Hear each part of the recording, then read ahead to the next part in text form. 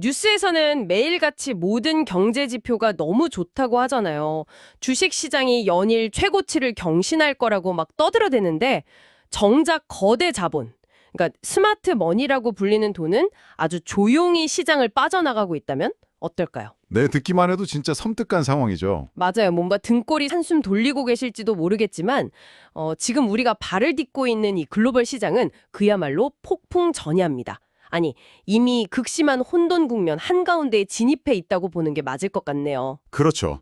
표면적으로 보이는 숫자들이랑 그 이면에서 벌어지는 자본의 이동이 완전히 정반대로 가고 있거든요. 네. 그래서 오늘 우리가 이 심층 분석 시간을 통해 아주 샅샅이 파헤쳐볼 자료를 하나 가져왔습니다. 일반 대중에게는 당연히 공개되지 않는 자료고요. 파생상품 트레이더들의 책상 위에서 극비리로 오르내리는 아주 날카로운 전문 보고서입니다. 제목부터가 심상치 않더라고요. 네, 바로 중동 유전 셧다운 위기와 코스피 디커플링 리스크 관리 및 전략 보고서입니다. 이름이 좀 길고 복잡하죠. 근데 이 자료가 뭐 단순히 어떤 주식을 사라 팔아라 하는 그런 뻔한 종목 추천 리포트가 절대 아닙니다. 철저하게 시장 이면에 숨겨진 거대한 체스판의 움직임을 보여주는 일종의 생존 가이드에 가깝거든요. 네, 맞습니다. 지금 시장에서 벌어지고 있는 일련의 사태들을 쫙 연결해보면 하버드 비즈니스 스쿨에서 경고하는 아주 전형적인 테일 리스크, 그러니까 꼬리 위험이 현실화되는 초기 단계를 밟고 있다는 생각이 확 들거든요. 꼬리 위험이라면 발생 확률은 극히 낮은데 한 번 터지면 포트폴리오 전체를 그냥 날려버릴 수 있는 거대한 충격이잖아요. 정확합니다. 지금 글로벌 투자은행들의 화려한 낙관론이랑 외국인 자금의 대규모 이탈이 정면으로 충돌하고 있잖아요. 이 모순적인 상황을 절대 가벼운 노이즈로 넘겨서는 안 됩니다. 자, 이 부분을 한번 제대로 풀어보죠. 우리의 오늘 미션은 월스트리트 은행들이 쏟아내는 그 달콤한 장밋빛 전망, 이면에 숨겨진 진짜 데이터의 흐름을 추적하는 겁니다. 그리고 앞으로 딱 2주, 이 2주 안에 전 세계 경제를 뒤흔들 수 있는 시한폭탄인 셧인 리스크의 기계적인 구조를 완벽하게 이해하는 거고요. 여러분이 매일 호가창을 들여다보면서 델타 값을 계산하는 전문 데이 트레이더가 아니더라도 오늘 저희가 나누는 이 분석에는 반드시 귀를 기울이셔야 합니다. 왜냐하면 이게 남의 일이 아니잖아요. 그럼요. 이 위기는 단순히 금융시장 호가창의 숫자에 머무는 게 아닙니다. 당장 여러분의 소중한 퇴직연금 계좌 앞자리 숫자를 바꿔버릴 거고요. 다음 달 고지서에 지킬 전기요금, 그리고 마트에서 당장 체감하게 될 장바구니 물가에 아주 직접적이고 파괴적인 타격을 줄 수 있는 뇌관입니다.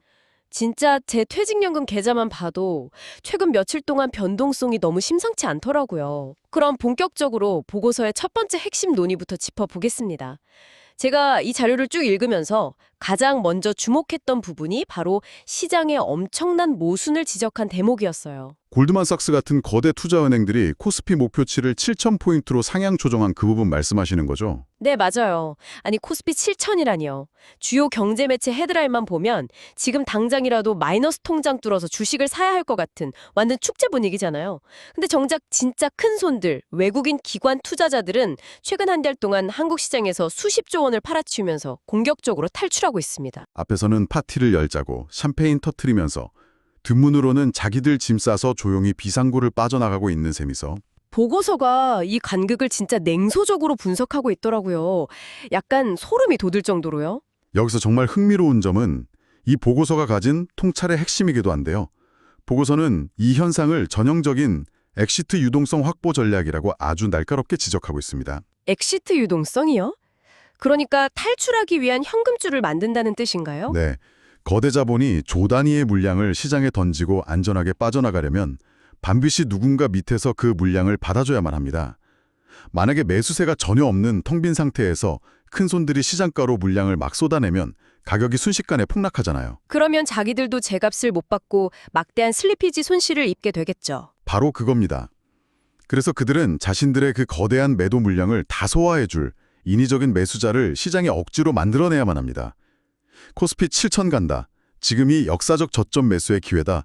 이런 식의 아주 강력한 내러티브를 시장에 퍼뜨리는 이유가 바로 여기에 있는 거죠. 와, 개인 투자자들의 맹목적인 낙관론을 일종의 자기들 탈출용 쿠션으로 삼고 있다는 거네요. 보고서 표현을 그대로 빌리자면 이건 완벽한 가스라이팅 아닙니까? 네, 개인들이 지수 선물 매수 포지션을 덥석 잡거나 우량주를 빚내서 사들일 때 기관들은 그 풍부해진 유동성을 발판 삼아서 아주 유유히 자신들의 포지션을 청산하고 있다는 분석이죠. 근데 진짜 뼈 아픈 건 최근 수급 데이터가 이 분석을 너무 정확하게 뒷받침하고 있다는 거예요. 그렇다면 이렇게 속임수가 난무하는 엄악한 시장에서 실제 파생상품 트레이더들은 방향성에 베팅하는 걸 피하고 있던데 구체적으로 어떤 포지션을 취하고 있습니까? 지금 스마트머니들은 지수가 위로 갈지 아래로 갈지 섣불리 방향을 맞히는 홀짝 게임을 완전히 포기했습니다. 대신에 변동성 그 자체를 사들이는 전략을 쓰고 있죠. 변동성을 산다고 하면 양매수 전략 같은 걸 말하는 건가요? 네, 대표적으로 스트레들 매수 같은 포지션을 아주 공격적으로 구축하고 있습니다.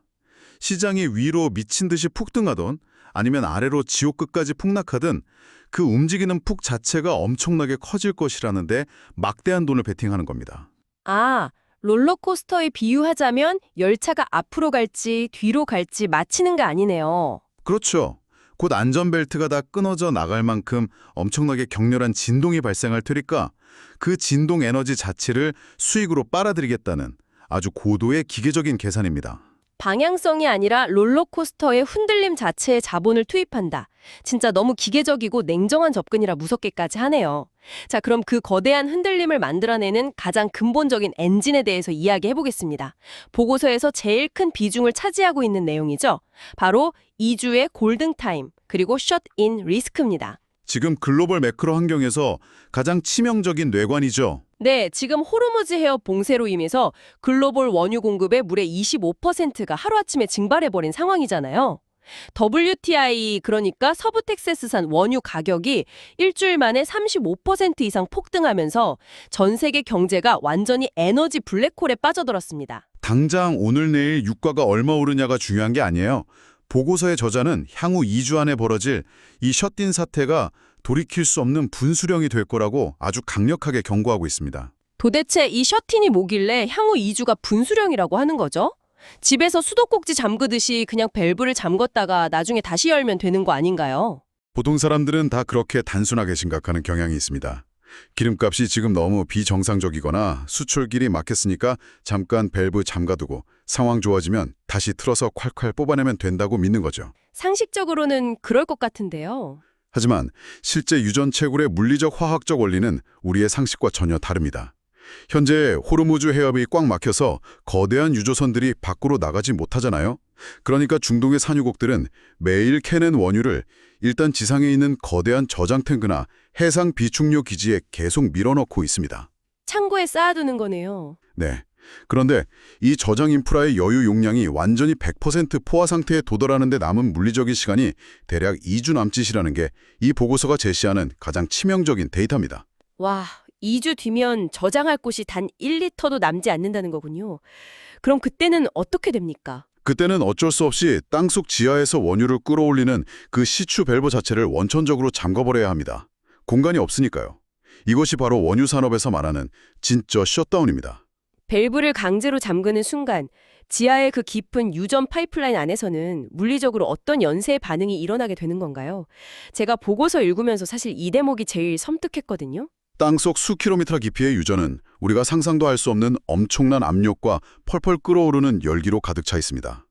그런데 원유의 흐름이 강제로 딱 멈추고 파이프와 안반의 온도가 차갑게 식기 시작하잖아요. 식으면 기름이 굳어버리나요? 네. 원유 속에 섞여 있던 파라핀 왁스나 아스팔텐 같은 아주 무거운 고분자 화학 물질들이 안반의 미세한 틈새와 파이프 내벽에 아주 끈적끈적하게 엉겨붙으면서 돌덩이처럼 굳어버립니다. 아, 왁스처럼 굳어버린다고요? 마치 사람 혈관에 콜레스테롤 플라크가 잔뜩 쌓여서 피가 안 통하고 혈맥이 완전히 괴사해버리는 거랑 똑같은 원리네요. 물리적으로 완벽하게 똑같습니다. 한번 이렇게 유전 시스템 전체가 영구 손상을 입게 되면 나중에 수출길이 평화롭게 열려서 밸브를 다시 연다고 해도 예전처럼 기름이 나오지 않습니다. 그럼 그걸 다시 뚫어야 할 텐데 복구가 됩니까? 막혀버린 안반을 특수한 화학물질을 부어서 다시 녹여내거나 아니면 아예 새로운 시추공을 옆에 다시 뚫어야 하는데 이 복구 과정에 최소 5년 이상의 뼈아픈 시간과 천문학적인 자본이 투입돼야 합니다. 아, 그러니까 이건 그냥 단기적인 공급 차질 이슈가 절대 아니네요. 앞으로 최소 5년 이상 전 세계를 짓누를 구조적 인플레이션의 방화세가 바로 지금 당겨지기 직전이라는 뜻이군요.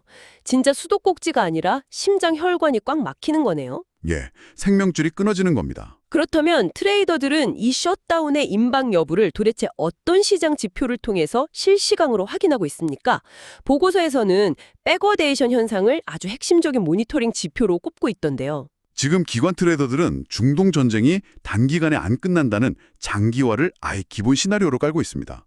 그리고 원유 선물 시장에서 이 백오데이션 스프레드가 얼마나 극단적으로 심화되는지를 정말 초단위로 추적하고 있죠. 선물 시장은 보통 미래 가격에 더 비싼 게 정상 아닌가요? 그렇죠.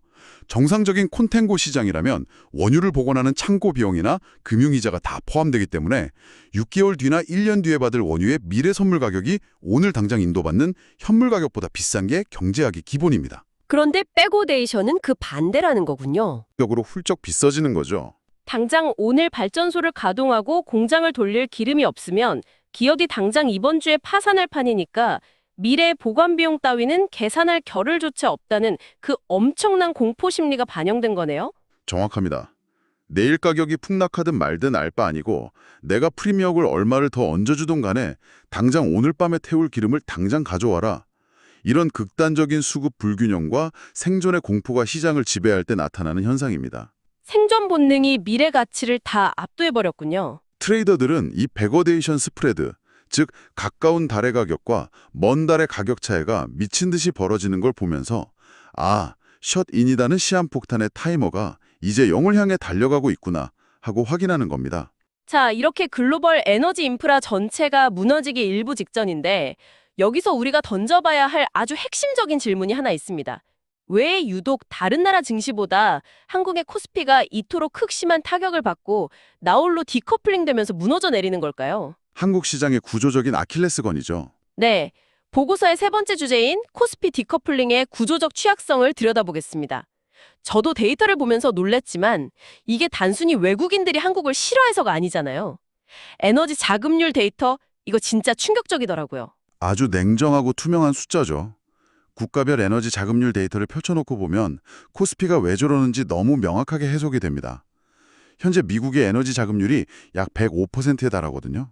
100%가 넘는다는 건 자급자족을 하고도 남는다는 거잖아요. 네, 셰일가스 혁명 이후로 자국 내 소비를 다 감당하고도 에너지가 남아 돌아서 유럽이랑 아시아에 수출까지 하는 완벽한 에너지 패권국이 되었습니다. 그럼 중국은 어떤가요?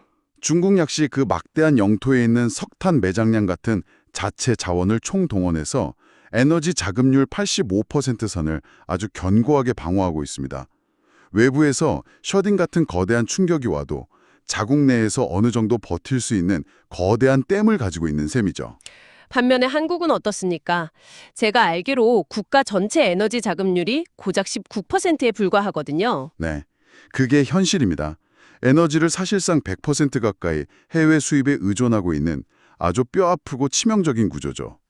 19%라니 중동에서 똑같은 강도의 외부 충격이 가해졌을 때 한국 경제는 미국이나 중국보다 최소 5배에서 많게는 9배까지 더 민감하게 요동칠 수밖에 없는 태생적인 한계가 있네요. 그렇기 때문에 글로벌 헤지펀드나 외국인 기관 투자자들은 이 얄팍한 펀더멘털 구조를 누구보다 꿰뚫어 보고 있는 겁니다.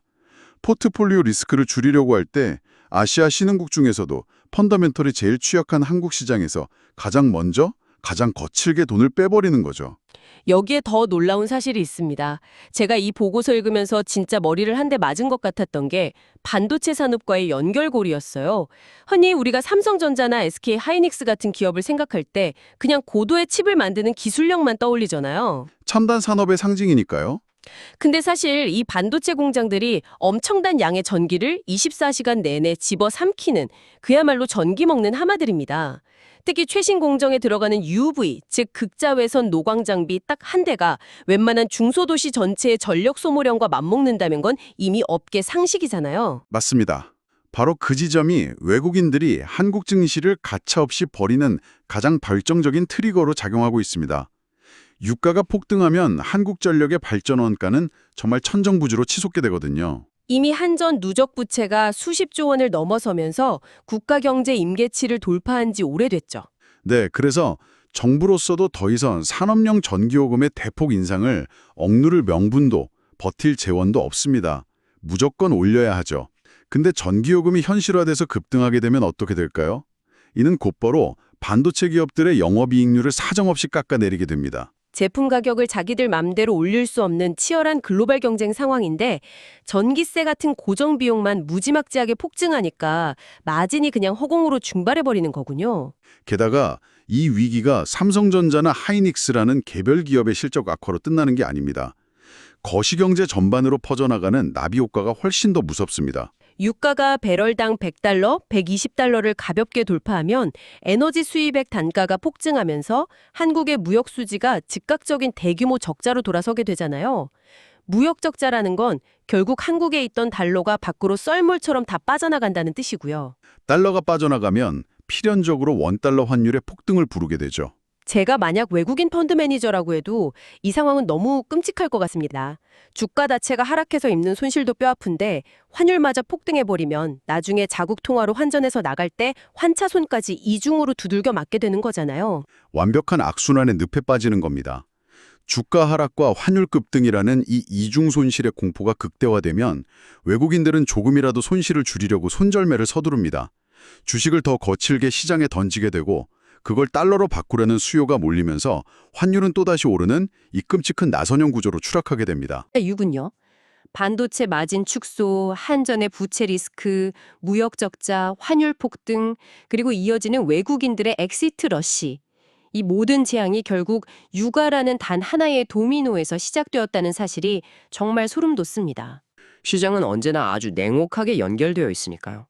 자, 상황이 이쯤 되면 트레이더들과 투자자들은 도대체 어떻게 이 폭풍 속에서 살아남아야 할까요? 보고서의 마지막 주제인 지정학적 재편과 생존 전략으로 시야를 넓혀보겠습니다.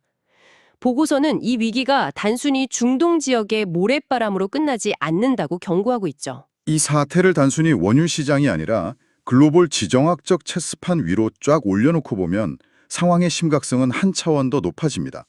현재 미국은 중동의 호르무즈 해협을 어떻게든 무력으로 뚫어내고 확전을 통제하기 위해서 항공모함 전단과 핵심 외교 자원을 모조리 중동에 쏟아붓고 있습니다. 미국의 발이 중동에 완전히 묶여버린 거네요? 네, 여기서 파생되는 가장 무서운 시나리오는 미국의 군사력이 중동에 집중된 틈을 타서 아시아 태평양 지역에 거대한 힘의 공백이 발생한다는 사실입니다. 힘의 공백이라면 중국을 말씀하시는 건가요? 맞습니다.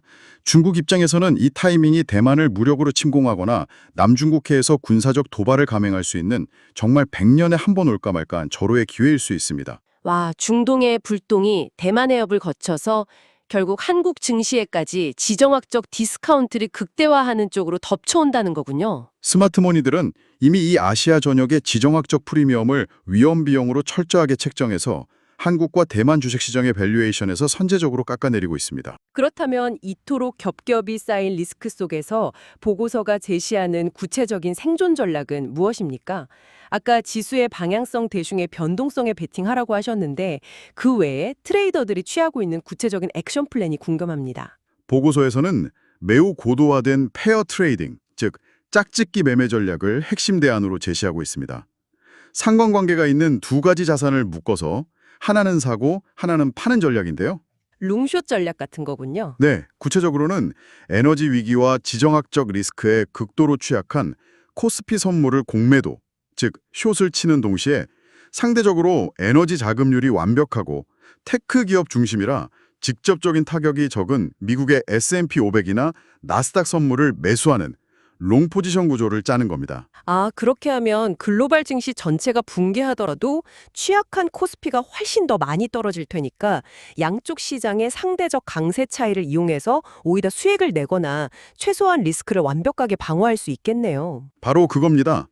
방향을 맞추는 게 아니라 덜 다치는 쪽과 치명상을 입는 쪽의 스프레드 차이를 먹겠다는 계산이죠.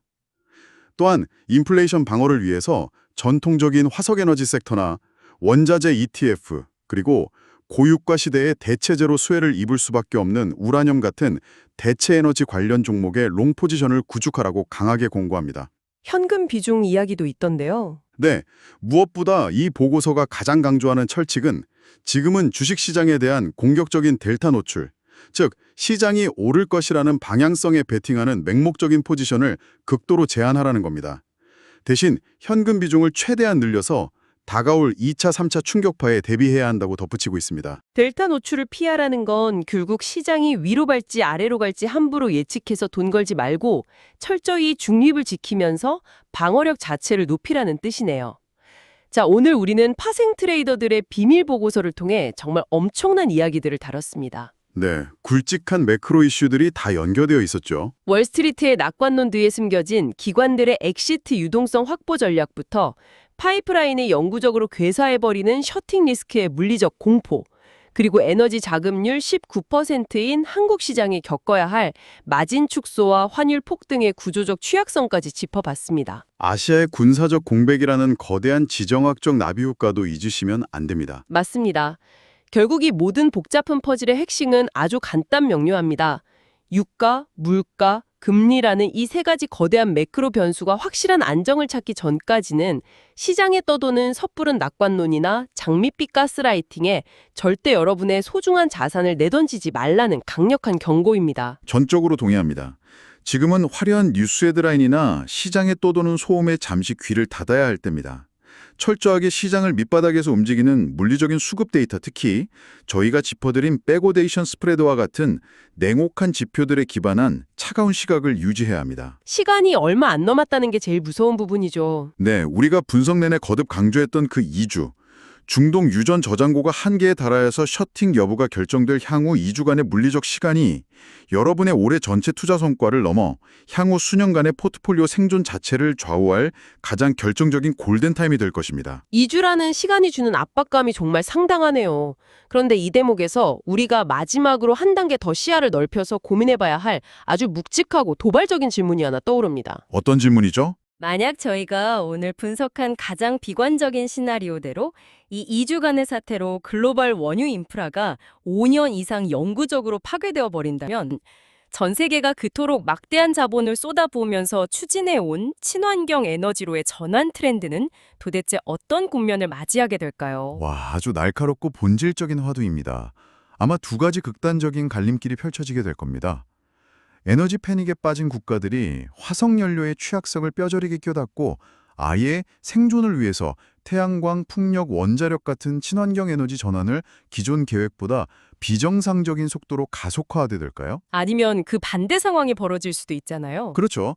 당장 내일 공장을 돌리고 난방을 할 화석연료 확보가 너무나도 시급해져서 그동안 떠들어대던 탄소 중립이나 ESG 같은 우아한 목표들을 완전히 쓰레기통에 던져버릴 수도 있습니다. 폐소했던 석탄 발전소를 다시 미친 듯이 돌리게 될 수도 있죠. 당장의 생존이냐 아니면 미래를 위한 극단적인 전환이냐. 이 갈길길에서 주요 국가들이 어떤 정치적 경제적 선택을 하느냐에 따라 향후 10년 글로벌 산업의 밸류체인과 투자 지형은 완전히 뒤바뀌게 될 거라는 말씀이군요. 단순히 기름값이 오르고 내리는 문제를 넘어선 인류가 나아가려던 방향성 자체가 송두리째 뒤집힐 수 있는 거대한 패러다임의 충돌입니다. 보시는 여러분은 어떻게 생각하시나요? 이 2주간의 카운트다운과 그 이후에 펼쳐질 거대한 나비 효과가 여러분이 속한 비즈니스 현장에서 그리고 여러분이 투자 포트폴리오 안에서 어떤 파장을 일으킬지 오늘 꼭 한번 깊게 스스로 질문해 보시길 바랍니다. 혼란스럽고 변동성이 극심한 시장일수록 타인의 화려한 전망이 아니라 철저한 데이터에 기반한 스스로의 통찰만이 유일한 생존 무기가 되는 법이니까요. 네, 오늘 저희가 나눈 이 치열하고 깊이 있는 심층 분석이 한 치 앞도 보이지 않는 짙은 안개와 폭풍 속에서 여러분의 소중한 자산을 지켜줄 흔들림 없는 나침반이 되었기를 진심으로 바랍니다. 저희는 여기서 이만 인사드리겠습니다. 긴 시간 함께해 주신 여러분 고맙습니다. 데이터가 가리키는 진실을 외면하지 마시고 부디 냉철하고 현명한 리스크 관리하시길 바랍니다. 감사합니다. 좋아요, 구독 부탁드립니다. 감사합니다.